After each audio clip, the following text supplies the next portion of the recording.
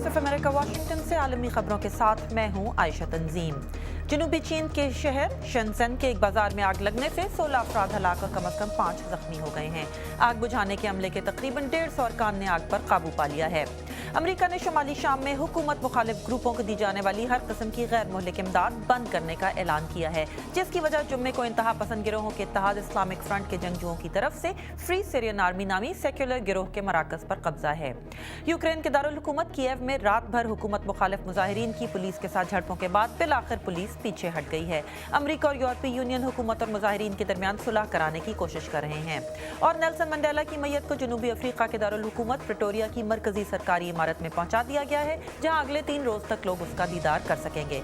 ये आलमी खबरें आप देख रहे थे वॉइस ऑफ अमेरिका वाशिंगटन से। मजीद खबरों के लिए देखिए हमारी वेबसाइट urduvoa.com।